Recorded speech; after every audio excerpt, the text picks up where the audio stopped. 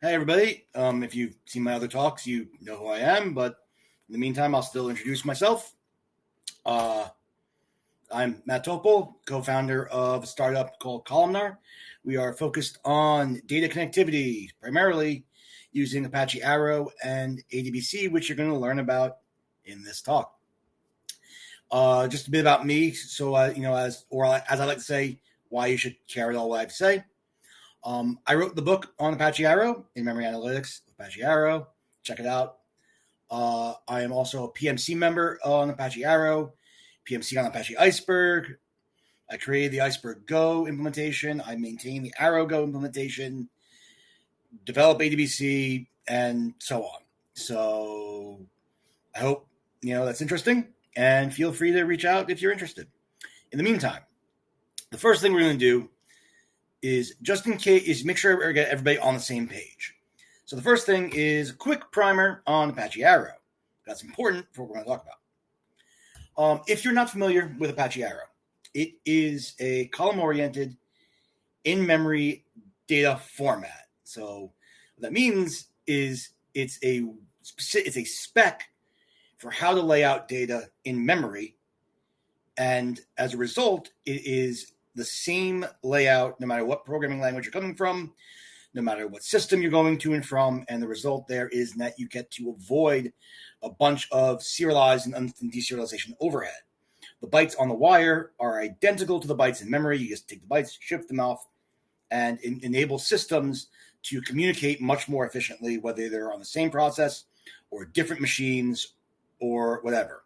Dremio uses it heavily internally, and then leverages Arrow Flight and Flight SQL, because that's just the benefit of all of this column-oriented performance. And there's implementations for Arrow in every language under the sun: Go, C++, Rust, Python. Try it out. And if you're not familiar with what columnar data is, or Columnar, the company, it's just orientation of a way of representing data. Typically, traditionally, a lot of data is represented as kind of an array of structs, where you have the data for each column of a row right after each other in memory. So you'd have, column A, row 1, column B, row 1, column C, row 1, column A, row 2, column B, row 2, column C, row 2, and so on. And the problem there is that if you are trying to read only one column, or you only want to operate on just one column, you still have to read the whole thing, because you have to jump around, and you don't know how to jump around until you see each value, because there's nothing at a fixed size. A column-oriented data is more like a struct of arrays. You represent each column as a single contiguous chunk of memory. And so the benefits there are that if you want to operate on just one or a subset of columns, you don't need to touch all of the memory entirely. It also means that column-oriented data compresses better, because data of the same type next to each other is going to work better for compression, get smaller sizes, and just overall perform better when you're dealing with low-level SIMD, vectorization operations, and so on. And so let's shift away from Arrow for a moment and go talk about databases. Now, a lot of what I'm here to talk about is going to be this data connectivity level. It's, and traditionally, and even still now, the most common way of interacting with databases is going to be through JDBC and ODBC drivers. The workflow looks a little bit like this. You're going to your application is going to submit a query using the JDBC or the ODBC APIs. The driver that you load, because you get to have this one API and you load swappable drivers. The driver is going to translate that query into some database-specific protocol and send it off to the database. Database executes the query, returns a result set in some database-specific format.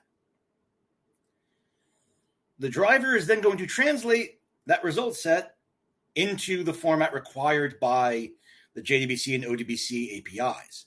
which is a row-oriented format.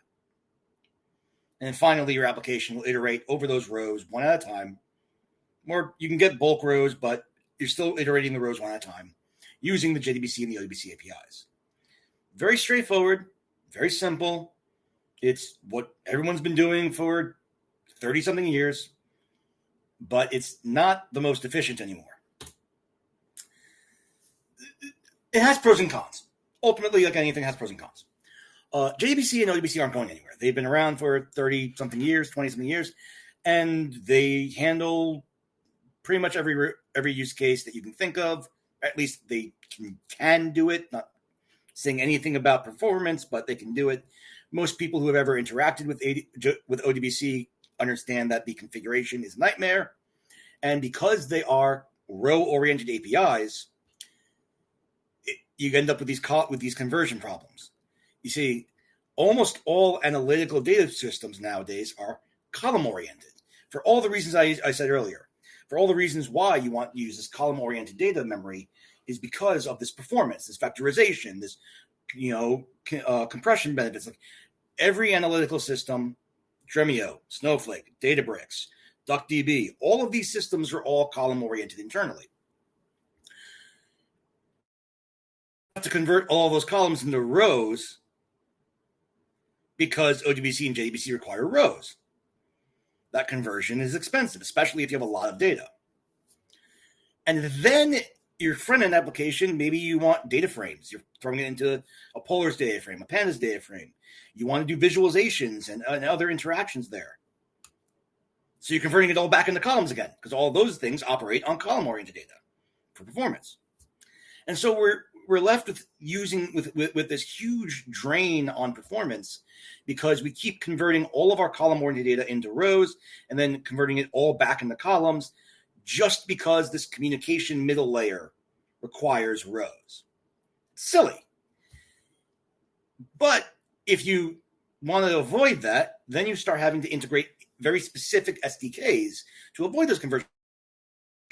The benefits of having that single API of the ODBC or the JDBC API and not having to do all custom stuff for integrating with each and every separate system.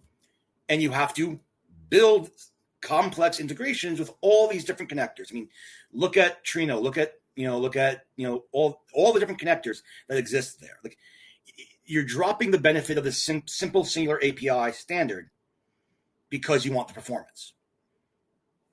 So that brings me to the entire purpose of the talk. Because there's a better way. And I guess you can probably assume it is ADBC. ADBC stands for Arrow Database Connectivity. Same conceptual idea as ODBC or JDBC in that there is a singular column, there's singular API, and you have drivers that you can swap in and out that all implement the API. But the difference is that ADBC, being Arrow native, the data stays in a column-oriented fashion for the whole way through. If your data source is column-oriented, you don't have to do those conversions. It also means that your application can interact with Arrow data no matter what, even if the backend is not column-oriented. So let's take a look again at that diagram from earlier. Only this time we're going to do it with ADBC instead of JDBC or ODBC. So our application is going to submit the query using the ADBC API. Yep, simple API, just whatever driver you want to load. The driver is going to translate it to whatever protocol the database needs to communicate to send the query to the database. The database will execute the query, and if we're lucky, it'll return the data in the Arrow format already, or at least in a column-oriented format. If we're not lucky, if it didn't return it as Arrow data, then the driver can convert it into Arrow data on the fly. For those systems that are already column-oriented, especially these analytical systems, this eliminates that whole conversion cost. For legacy systems and for very transactional ones like Postgres, yeah, you're going to have this cost of the conversion to Arrow. But then again, if your end result was that you wanted to use data frames for your data, you had to convert it into columns anyways. But now you don't need to write the code to do the conversion. And finally, your application will iterate over batches of Arrow data, a stream of Arrow data. That way, no matter what your data source is, you always get column-oriented, zero-copy, Arrow formatted data. Very efficient, very useful, swappable drivers, whole 9 yards. And so the ADBC is a spec. Okay, it's not, you don't need to go start installing into a bunch of like API libraries. It's a spec. Any shared object that implements the API can be used as a driver. You get your zero copy movement via the Arrow C interface. You get API and drivers that are under development. There is Snowflake already, MySQL, MS SQL, BigQuery, DuckDB, all these things, Postgres, all these things have drivers already that are ADBC compliant. And of course, they're all versioned. The drivers are all versioned on their own, so you're not tied to the Arrow project. Things can move fast and move as they need to. And it's basically just a C header file that gets implemented. So where does this actually fit into the ecosystem? You may have heard of, say, Arrow Flight SQL. Well, this fits into the ecosystem because you get this vendor-neutral database API, which is separate from dealing with protocols. Now, ADBC is not going to, we're not going to replace JDBC or ODBC for your general transactional cases. They're too entrenched. But if you're dealing with bulk data interactions, columnar data systems, large amounts of data, analytical use cases, and so on, ADBC is going to be significantly faster. And all of these things like Flight SQL and these protocols complement ADBC. If multiple systems use the same protocol, you can have one driver that works for multiple systems, and we can already do that. Dremio uses the Arrow Flight SQL ADBC driver. There's also a JDBC and ODBC Arrow Flight SQL driver, so you can use ODBC and JDBC if your system already uses those. But if you want better performance and avoid those conversion costs, you can use ADBC. And we're seeing the adoption; it's happening. Earlier this year, Microsoft Power BI released their new Snowflake connector. The new Snowflake connector is just the Snowflake ADBC driver. And Databricks is contributing an ADBC driver. And, we're working with vendors in the open source community. And it's catching on. It's making a big deal. And more applications and vendors are jumping on. And we're finally getting the traction that's needed. A while back, DuckDB benchmarked their ODBC driver versus their ADBC driver. And I actually really like this comparison because DuckDB being a client-side database, there's no network overhead that's being timed here. They did a simple TPCH, scale factor 1 system, just did select 1 million rows and insert 1 million rows. And you can see in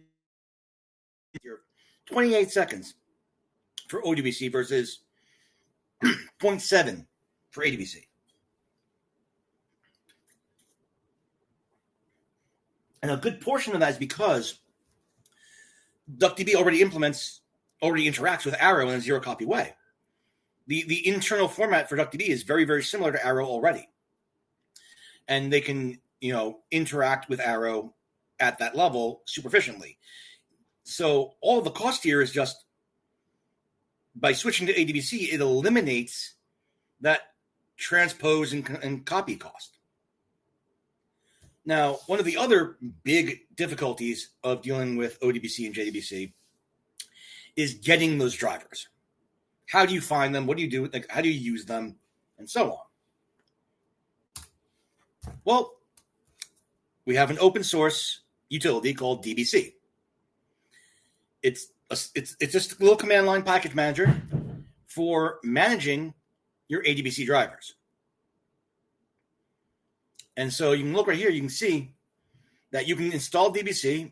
It's installable via pip. It's installable via Windows installer, database, Linux packages. You can just go to the site, columnar.tech/DBC, and you can get a huge trove of how you can install it, however it makes the most sense for you. But you can see here that you can just do DBC install .db, and immediately you get this huge, you get the driver installed, and now you can immediately use it by just doing, driver manager connect driver equal .db, and it just works, and it returns Arrow data. And this will work and installs the drivers. They're usable from any programming language you access from. This example is using Python, but you could do it from Rust, you can do it from Go, from C, C++, whatever you like. And so that's kind of the big things here that we're dealing with. Is working through all that stuff. Now, one of the things I wanted to show off here is we also have these quick starts. Now, for if you you can pick your language, whatever language you're using. Let's we can look. We a lot of people use Python, maybe R, maybe Rust if you like it. And you can pick which driver that we have you want to play with. Let's try out Postgres, and you can see. Well, if you look at the README first, just DBC install Postgres SQL. Look at the actual code, you can see just manage driver, load from name, Postgres. We have our option of the URI for it, and we're off to the races. Make a connection, make a query, execute it, get our results. It's all right there. If you prefer, say, Python,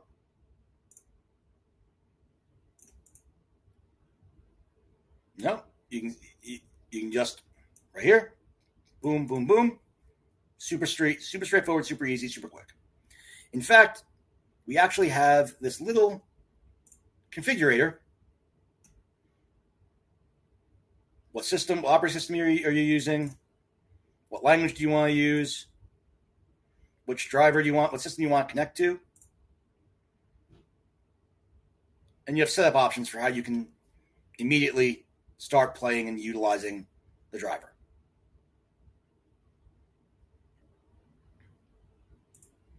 So check it out, try it out, and if you're working on if you're a vendor system, if you're a database developer, check out the organization on GitHub, ADBC-drivers, which is where we're gathering all the drivers we can get. And we would love to collaborate with any vendors who want to put their drivers and get them available through DBC for anyone to utilize and play with ADBC and DBC's setup there. If you want more information on ADBC, the documentation page is right here. More information on DBC, the little CLI for managing the drivers, go right there. Quick start link. And if you want to learn more about Arrow, ADBC, or things like that, check out my book. Shameless plug. Try it out. With that,